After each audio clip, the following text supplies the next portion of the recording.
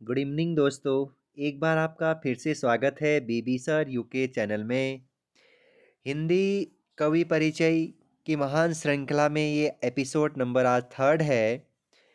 देखिए, आज ये एपिसोड नंबर थर्ड में छायावादी कवि से आज पढ़ाना है। तो छायावादी कवि में सबसे पहले कवि है आपके सुमित्रा नंदन पंत जी के बारे में पढ़ेंगे हम। देखिएगा, अगर आपको किसी को भी नोट्स चाहिए तो आप हमारे टेलीग्राम से जुड़िए, तो वहाँ पर मैं पोस्ट कर देता हूँ नोट्स हमेशा की तरह।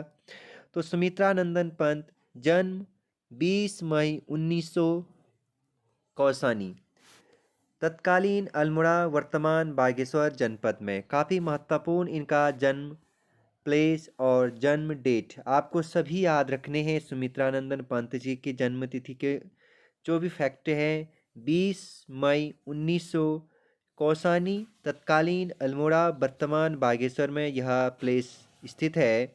पिता गंगादत्त पंत और माता सरस्वती देवी। आपको पिताजी का नाम और माताजी के नाम भी आपको क्या रखने हैं, याद रखने हैं। अगर कार्य क्षेत्र की बात की जाए, यह अध्यापक के साथ लेखक और कवि भी हुए हैं। ठीक हो गए। इनके प्रमुख रचनाएं में काव्य संग्रह है जो बहुत ही महत्वपूर्ण है। यहाँ से 100 में से मान के चलिए कि 100 में 100% आपको सवाल पूछे जाते हैं।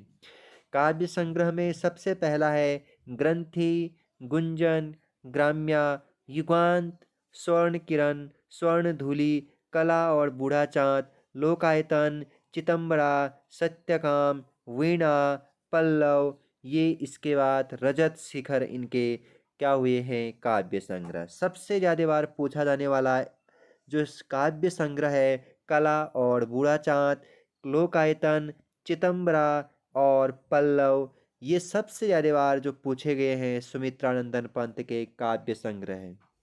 आपको ये सब के सब याद रखने हैं। ग्रंथि, गुंजन, ग्राम्य, युगान, स्वर्ण किरण, स्वर्ण धुली, कला और बूढ़ा चाँद, लोकायतन, चितंबरा, सत्यकाम, वीणा, पल्लव और पतझड़ और रसिका। ठीक हो गया। एग्जाम की पॉइंट देखेंगे पंत जी के बारे में। पंत जी के बचपन का नाम गुसाई या गुसौ पंत था। काफ़ी महत्वपूर्ण यह क्वेश्चन है कि पंत जी के बचपन का नाम क्या था, गुसौ या गुसाई था। पंत जी ने 1938 में रूपाप नामक पत्रिका का संपादन किया।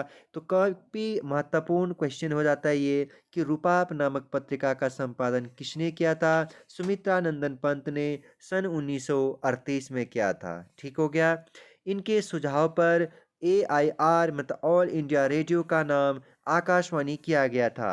AIR ऑल इंडिया रेडियो का नाम आकाशवाणी किसके सुझाव पर किया गया था, सुमित्रानंदन पंत जी के।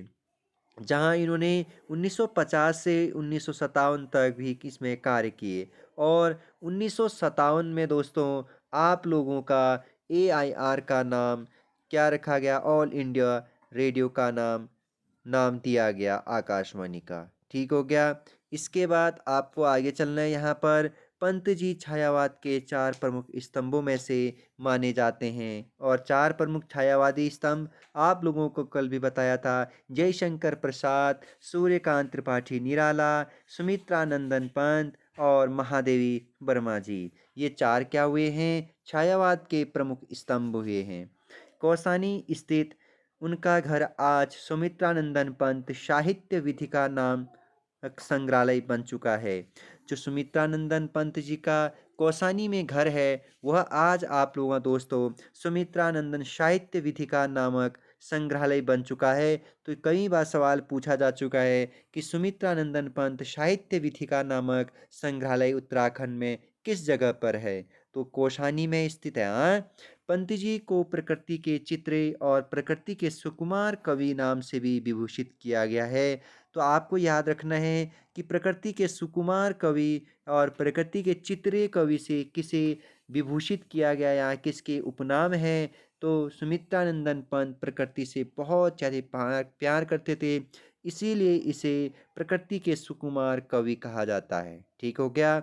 आगे चलिए। और पंत जी को सन 1960 में दोस्तों कला और बूढ़ा चाँद के लिए, किसके लिए, कला और बूढ़ा चाँद के लिए साहित्य अकादमी अवार्ड से नवाजा गया। मोस्ट इम्पॉर्टेंट कि पंत जी को साहित्य अकादमी अवार्ड से किस वर्ष नवाजा गया था? 1960 में कला और बूढ़ा चाँद के लिए। वहीं 1961 में पद्म भूषण व 1968 में इनको चिदंबरा के लिए ज्ञानपीठ पुरस्कार से सम्मानित किया गया। तो आपको क्या याद रखना है? सबसे पहले 1960 में इनको साहित्य अकादमी और 1961 में इनको पद्म भूषण मिला और 1968 में इनको ज्ञानपीठ पुरस्कार मिला चिदंबरा के लिए। ठीक हो गया? आपको यहाँ पर याद रखना है कला और बूढ़ा चाँद, यहाँ पर याद रखना है आपको चिदंबरा। ठीक हो गया?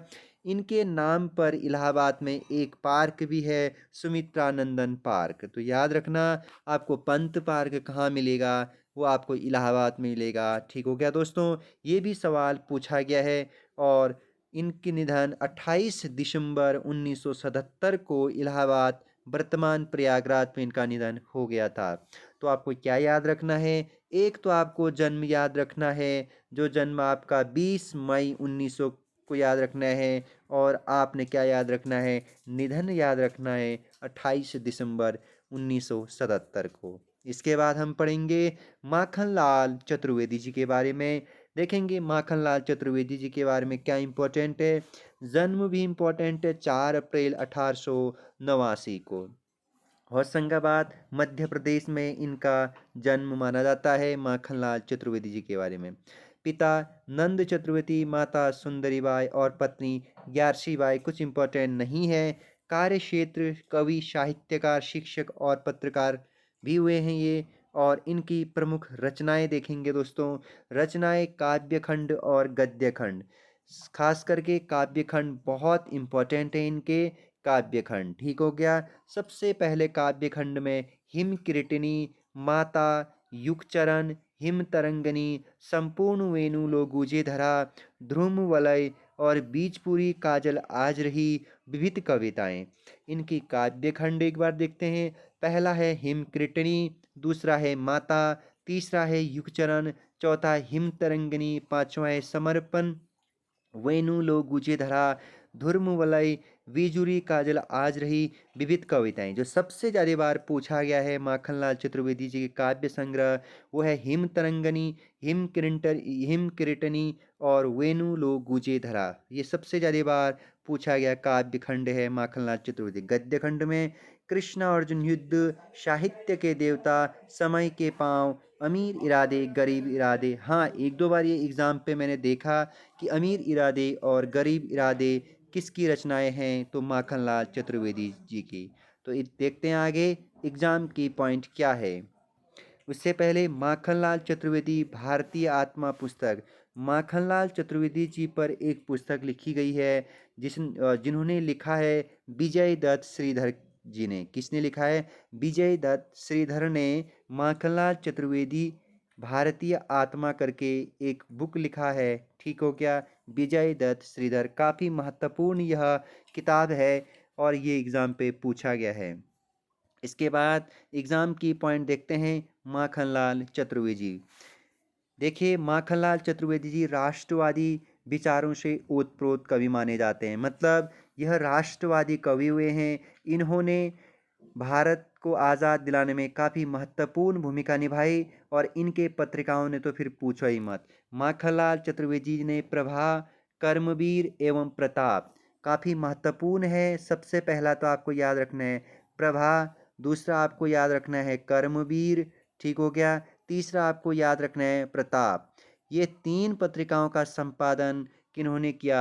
माखनलाल चतुर्वेदी ने। प्रभा, कर्मवीर एवं प्रताप। चतुर्वेदी जी की पुष्प की अभिलाषा, मोस्ट इम्पोर्टेंट।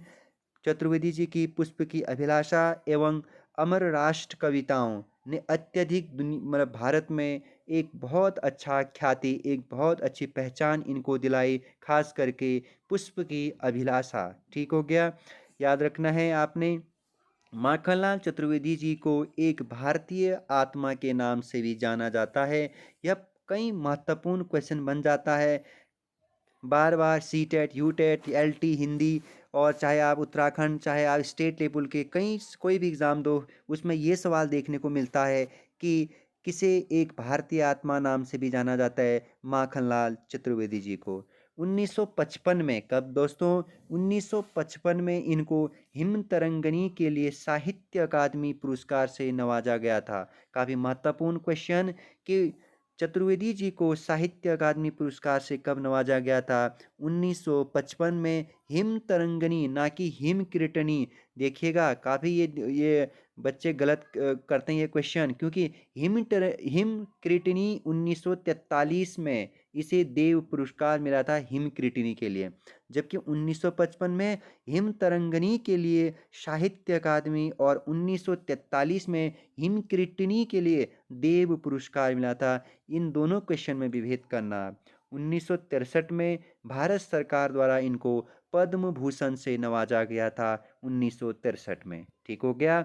इसके बाद आगे बढ़ेंगे और 1921, थोड़ा सा पीछे आइए, 1921 और 22 के दौरान जब गांधी जी ने भारत में असहयोग आंदोलन चलाया था भारत आज़ाद करने में, तो असहयोग आंदोलन के दौरान माखनलाल चतुर्वेदी जी जेल भी गए थे। ठीक हो गया। ये सवाल भी बना है कि माखनलाल चतुर्वेदी जी जो एक राष्ट्र कवि माने जाते हैं, तो वह जेल किस दौरान गए थे? तो असहयोग के समय पर, असहयोग आंदोलन के दौरान।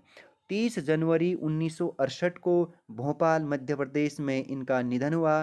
तो इम्पोर्टेंट तो नहीं, फिर भी आप हिंट के तौर पर याद रखिएगा। 30 जनवरी 1968, जन्म 1800 आपका 89। ठीक हो गया। आगे बढ़ते हैं और कवि का नाम है गजानन माधव मुक्तिबोध। आधुनिक कवि है गजानन माधव मुक्तिबोध, जिसे आप आधुनिक कालीन कवि नाम से भी जानते हैं। जन्म 13 नवंबर 1917, श्योपुर, ग्वालियर, मध्य प्रदेश। इम्पोर्टेंट नहीं है, फिर भी हिंट के तौर पर श्योपुर, ग्वालियर, मध्य प्रदेश में इनका जन्म हुआ था। पिता का नाम गोपाल, माता का नाम पार्वती, पत्नी का नाम शांताबाई। कार्य क्षेत्र कवि, साहित्यकार, संपादक, समीक्षा। ये कम पूछता है कार्य क्षेत्र के किस क्षेत्र से बिलोंग करते थे ये कवि, बस आपको हिंट के तौर पर याद रखने हैं। सबसे इंपॉर्टेंट आप लोगों के लिए हो जाता है सभी कवि और लेखकों की आपके रचनाएं। ठीक हो गया। तो आइए रचनाओं पर चलते हैं। प्रमुख रचनाएं, चाँद का मुंह टेरा है। अरे क्या खतरनाक क्वेश्चन आया गया। चाँद का मुंह टेरा है आपका गजानन मुक्तिबोध के किस विधा के अंतर्गत आता है? तो काव्य संग्रह के अंतर्गत आता है। चाँद का मुंह टेरा है, बहुत बार पूछा गया है। भूरी भूरी खाक धूल, ये तो कम ही देखने को मिलता है, भूरी भूरी खाक धूल, लेकिन चाँद का मुंह टेरा है काव्य संग्रह गजानन माधव मुक्ति जी का। निबंध संग्रह, एक साहित्य की डायरी, कभी नहीं पूछा गया उतना। नई कविता का आत्मसंघर्ष तथा अन्य निबंध। आखिरी रचना क्यों, ये भी पूछा गया है कि आखिरी रचना जो गजानन माधव मुक्ति है, इनका क्या किस विधा की रचना है? तो निबंध संग्रह है ये। कहानी संग्रह में काठ का सपना, सतह से उठता आदमी, काफ़ी महत्वपूर्ण है सतह से उठता आदमी। और उपन्यास विपात्रा, उपन्यास विपात्रा ये भी नहीं पूछा गया है, बस हिंट के लिए आपको चाँद का मुटेरा, सतह से उठता आदमी और आखिरी रचना क्यों, इनको हिंट के तौर पर याद रखने हैं आपको हर अर्थ में। ठीक हो क्या। अन्य एग्जाम की पॉइंट देखेंगे दोस्तों। मुक्तिबोध जी के बचपन का नाम बाबू साहब था। क्या था दोस्तों? बाबू साहब। ठीक हो गया। तो बचपन का नाम किसका बाबू साहब था? गजानन मुक्तिबोध का। मुक्तिबोध जी ने वसुधा व नया खून पत्रों का संपादन किया। तो आपको क्या याद रखना है? वसुधा। एक हो गया आपका क्या? वसुधा। और एक हो गया आपका वसुधा, और एक हो गया नया खून। एक हो गया नया खून। इन दो पत्रों का जो संपादन किया था, ये किया था गजानन मुक्तिबोध। यहाँ पर नया खून ये वाला जरूर याद रखिएगा आप। संपादन भी किया। मुक्तिबोध तार सप्तक के पहले कवि थे। मोस्ट इंपॉर्टेंट, तार सप्तक के पहले कवि कौन हुए हैं? गजानन माधव मुक्तिबोध। मुक्तिबोध अस्तित्ववादी विचारधारा के समर्थक थे। बस कुछ खास नहीं है, बस इंटू के तौर पर याद रखना है। 11 सितंबर 1964, हबीबगंज मध्य प्रदेश में आपका गजानन माधव मुक्ति जी का क्या हो गया? मुक्तिबोध हो गया, मतलब मुक्ति हो गई, मतलब निधन हो गया। आपको याद रखना है गजानन माधव मुक्ति बोध। ठीक हो गया। इसके बाद दोस्तों मंगलेश डबराल है, यहाँ से हम कल पढ़ेंगे मंगलेश डबराल से। लेकिन आज के लिए इतना ही दोस्तों। तो चैनल पे पहली बार आए हो तो तो सब्सक्राइब करिए, शेयर करिए, अच्छा लगे तो कमेंट करिए दोस्तों। मैं फिर से कहना चाह रहा हूँ, आप लोगों को अगर चाहिए नोट्स चाहिए तो आप कमेंट बॉक्स में लिखिए दोस्तों, हम आपको रिप्लाई करेंगे और हम आपको जल्द जल्द नोट्स प्रोवाइड करवाएंगे। ठीक है दोस्तों, उत्तराखंड में काफ़ी हलचल चल रहा है, आपको इस हलचल पे सपोर्ट करना चाहिए। हम सभी बेरोज़गार भाई, आप सभी बेरोज़गार भाइयों को एक दूसरे का साथ देना चाहिए। जल्द ही यूकेपीएससी आप लोगों का एग्ज़ाम करवाएगा। देखिए इसी पैटर्न पर होता है या अन्य पैटर्न पर वह पेपर करवाता है। हमारी नज़र और आप सभी की नज़र, पैनी नज़र अभी यूकेपीएससी पर है। तब तक के लिए बाय बाय, टेक केयर, फिर मिलेंगे नेक्स्ट वीडियो में।